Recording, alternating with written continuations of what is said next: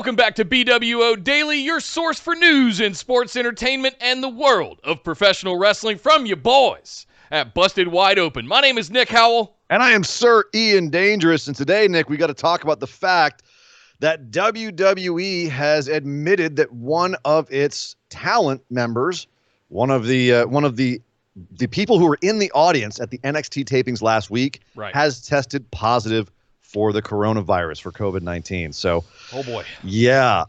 And apparently they have known for a little bit, but didn't tell anybody else who was there at the tapings until recently. WWE released a statement yesterday saying a developmental talent who was last on site at WWE's training facility on Tuesday, June 9th, has tested positive for COVID-19. Since that time, no other individuals that attended the facility have reported symptoms. However, out of an abundance of caution and to ensure the health and safety of the company's performers and staff, all talent, production crew, and employees on site at the training and production facilities will be tested for COVID-19 immediately. Following the test results, WWE plans to proceed with its normal television production schedule, meaning they've canceled the show tonight. They're not taping tonight, which is a Tuesday right now. They taped Raw and SmackDown last night on Monday. Today, they canceled their tapings, but tomorrow they'll be taping the June 22nd Raw, the June 26th SmackDown, 205 Live, and NXT. So they're taking one day off to test everybody. And one would assume when they mean everybody, they mean everybody. I've already seen Mojo Rawley getting a test on his Twitter feed. So so they canceled it for one day, and then I was gonna say barring someone else testing positive, but from what it sounds like, they're going ahead regardless. This begs the question, what are they all staying in quarantine after they test negative, or are they going out to dinner and getting deliveries and any other thing where they could potentially have contact? So, I mean, if you're testing them once, fantastic. Right. But what happens after they test negative? Do they get locked down so that they don't go out and contract it and bring it back in? Well, it begs the question, what is going to be done going forward to prevent this? Because, yes, they'll probably be fine for tomorrow's tapings. If you test them today, sure. How much trouble could they get in tonight? I say rhetorically. But, again, what could happen between tomorrow and next week? Are they going to test them again? Now, up until now, it should be noted that, and we've said this on this show before, that the only testing that they've been doing is temperature checks. And even that supposedly has been hit or miss, whether or not they've been doing it. They've also done a very intense sanitizing regimen. On the quarterly financial call, Vince McMahon said, this was his statement. As far as testing is concerned, we do everything imaginable. You can't even come on the premises if you have a fever, obviously. We have this whole form you have to fill out, and you have to do it every week in terms of whether or not you've been exposed. It's a whole long form. We're doing everything we can for safety and making sure the environment is as good as it can possibly be. Not only monitoring our talent and employees as well, anyone who's at the training facility. We're very careful of how many people are in and out at one time. We put talent in a sequestered hotel, to answer your question. There you go. We're performing in small groups in terms of waves as far as in-ring is concerned. We change the turnbuckles and the ropes between matches. We have a pandemic cleaning, quote, pandemic cleaning on a very frequent basis. And the Clorox 360 stuff, we have something additional as well. So about the Clorox 360 stuff, Triple H actually clarified that. They're using a company called Allied Bioscience. They have a spray. It's an electrostatic spray, and that means the electrostatic means that the fluid itself is actually spread and coated evenly across all surfaces. They're using a process by which the liquid spreads evenly over a surface. Triple H says it lasts for 90 to 120 days, and it acts like a sword that punctures the cell wall of the virus or what causes the virus and kills it on contact. It lasts through even the other cleanings and various levels of everything we're doing. We coated our facilities, the Performance Center, the warehouses, even our production trucks. We're taking every precaution that we've been advised that is the best practice to take, and then some. So I looked up this Clorox 360 stuff. Okay. It is actually what they use in schools, in offices, if you go to get your car disinfected, it's what they use on the inside of your car. It's actually kind of the standard product to use for that sort of thing. However, I've seen I haven't seen this 90 to 120 days thing. A lot of what I see is, hey, reapply it every so often because it, And I'm looking at a lot of the advertising they put out for it. And a lot of it has to do with, hey, it's going to save you time, money, and energy to just have to do one spray and not ever have to do it again, kind of thing. So a lot of the pitch they're using for this is that it's cost and time effective. But it is recommended by the CDC. It's one of the products that is recommended to be used against the novel coronavirus. So it's, on the one hand, they're doing what's being advised. On the other hand, the issue is you've got people standing in a room, not always socially. They're trying to keep socially distanced in that crowd, but we've seen on TV times when they're not, and they're out there yelling constantly for hours upon hours, breathing. And then last night on Raw, you have the Street Profits come roasting, going through the crowd, high-fiving and bro-hugging and doing all this stuff with all the people that are supposed to be behind the hockey glass. Sure. And separated. And I'm going, what's happening? And Ric Flair was there.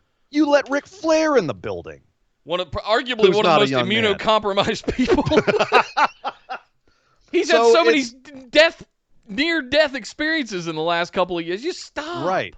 So on another twist of this, we're getting conflicting reports because, of course, last night on Raw, there was also crowd that was not from the Performance Center in NXT. It was actually considered to be friends and family crowd, kind of like what you see on AEW, where they're also not wearing masks, not socially distancing, although they are recording outside, at least, so there is that. And they're not all hemmed in this little, plexiglass cage. Yeah. But they're letting in other people into the facility.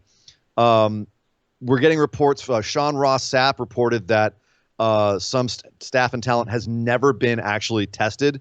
And on top of nobody finding out about the COVID failure until it hit social media, because no one knew, Sean was told by multiple sources that WWE would not allow anyone in the crowd at the Raw taping Monday to wear masks. Kevin Dunn explicitly said, if you're not wearing a mask, you're not the crowd. So that was his report. Conversely, John Alba, who's a local Florida news guy, he actually was the guy who broke the report about the WWE staff member who went to the city council and said that they were being pressured to work.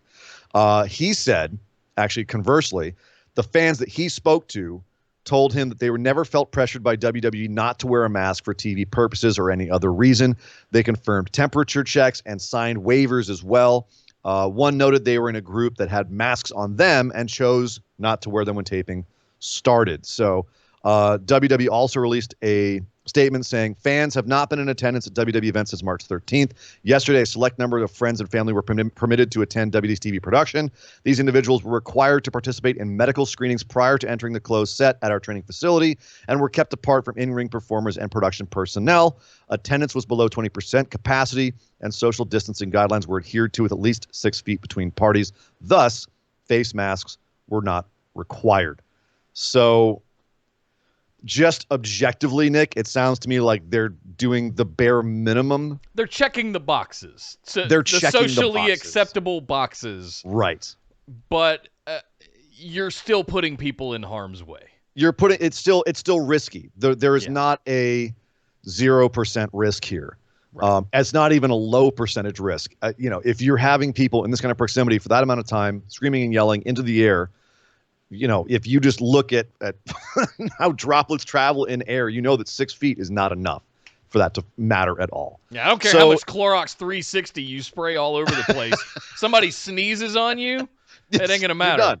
Right. Someone in that crowd coughs, everyone within 12 feet is going to get some droplets. So it's, again, you could argue they probably shouldn't be running shows at all, but that's not how it works. It's WWE. They want to run shows. Everything's starting to reopen now. Other companies are pushing, boundaries. Even New Japan is running audience-less shows. So it's, at this point, I think it's a matter of pumping the brakes as much as possible. As you said earlier, Nick, like, how much are they testing? They should be giving people tests all the time before they, there should be test them one day, sequestered hotel, do the shooting the next day. But obviously that's expensive. The fact that they're relying on something like Clorox 360 tells us they're interested in saving money as well as ticking the boxes. I'll put it this way. One last thing, first-person experience. Most people know that I had shoulder surgery in February. I'm still going through my PT. We resumed that after a month off just to make sure that things were back to normal and all of that.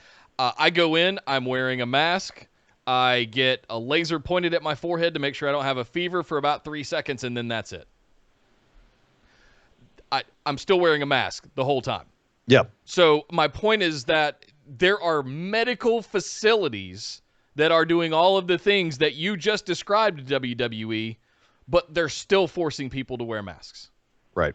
And listen, we're going to be in this infinite loop of this damn shit until we start doing some other things. Well, and the real question is going to be who tests positive. Will they release that information if someone does test positive from that crowd? They're not allowed to legally. Yeah, so it's personal PII. And that's the question, is now what happens? Right. If we do have a mini outbreak in WWE. So that's going to be the next step. We will see what happens. Meanwhile, other wrestling companies are starting to reopen as well. IWA Mid-South is going to return to a fan-attended wrestling program this Friday, the 19th, in Indianapolis, according to Wrestling Inc. In addition, GCW is running a show on Saturday the 20th, and IWA has said they're going to actually have more shows coming soon in the following weeks. That show on the 19th, this Friday, is actually featuring a lot of names you might know. Michael Elgin, Jake Christ, Mance Warner, Ricky Shane Page, Chris Dickinson, Jody Threat, Elena Black. Chris Statlander was supposed to appear, but she's her knee blew out. So right now what we know is that the fans will be given optional masks when they come in. Their masks will be available. No word on if they're required during the show, but they do have to undergo a mandatory temperature check, which is a little laser pointer. They point it at your neck, and that's your temperature check. And if you have symptoms, then they'll tell you not to show up or not to come in. And also they're going to have lots of hand sanitizer available for all the times you're touching people. Let me be clear. It's better than nothing. Right? It's better than nothing. Best effort as far as you can as much as you can do, short of, having a doctor on site and making everyone go through a full medical exam. I understand, and I want to be fair about that and make sure that we come across the right way. But there is a level of personal accountability that's not being adhered to here, or not being, enforced or enacted in the right way. And you know when you're ill, right? You know when you're not feeling well. Don't go to a wrestling show. Well, unless you're asymptomatic, which apparently sometimes you are. And the big thing is try to keep the spread down. But anyway, neither here nor there, just reporting that is what's happening in indie wrestling. It looks like they're coming back with crowds. So there we are. Also, in some strange news on our way out of here, the WWE PC Stalker is back. That's right. The guy who back in 2015 was shot in the chest for hanging out outside the PC and harassing the wrestlers. Oh, yeah, and smearing human feces on the door of the Performance Center. He was actually confronted by cops to try to have him removed because he was apparently coming back over and over and being a nuisance. He charged the cops with a rock and was shot in the chest, but survived and went to jail. And now he's back. Armando Alejandro Montalvo was posting on his Instagram page, self-shooting some videos of himself outside the Performance Center, being a nuisance again. He was actually harassing Lacey Evans and Dana Brooke, who were actually, you can hear on the video, trying to de-escalate the situation. But he was screaming stuff about not wanting to go back to jail and how the Divas were trying to entrap him. And all he wanted to do was tell everyone that what he knew about Vince McMahon and how Vince McMahon wanted his ring finger and put it in a refrigerator to help restart the XFL. I'm not making this up. This is all caught on his Instagram feed. Somebody call somebody. He once said in court he wanted a match with CM Punk, and that was the only restitution he wanted from the WWE for so. Florida. Don't ever change.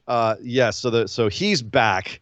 Hopefully they get a good restraining order or find him some help sometime soon. Nick. Florida man strikes again. Florida man strikes again. Today, Ultimate Warrior would have turned 61, but happy birthday to the Sandman, who turned 57 today. He's somewhere cracking a beer. I freaking guarantee it. Rezar over his head, most likely. probably on his head and is going to bleed as a result. Yep. Rezar from AOP is turning 26. That guy is 26. That is a fully grown man, and he's 26. Jungle Boy is 23. Jungle Boy Jack Perry, happy birthday. He's only freaking 23 years old. Jesus. God, babies. They're making them babies these days, Nick. And that is the news. Well, thank you very much, Sir Ian Dangerous. Happy birthday to all of you, and thank you very much for tuning in. To all of you? No, that doesn't make any sense. All of them. Sandman, Rezar, and Jungle Boy. You guys know what I mean. Thank you so much for tuning in to BWO Daily. Make sure you slam that subscribe button down below and jingle your notification bell so you get notified anytime we put up a new episode every Monday through Friday, every day around 5 p.m. Eastern. But you also want to make sure to tune into our live streams on Tuesday evenings and Saturday afternoons where we break down Raw, AEW, NXT, SmackDown, and do our pick'ems and analysis for pay-per-views when they do happen, right? All the links to our Discord community and all of our social media can be found down in the description below. But my name is Nick Howell. You can find me on Twitter at DataCenterDude. And I am Sir Ian Dangerous. You can find me on Twitter at Sir Ian Dangerous. And we will see you guys next time.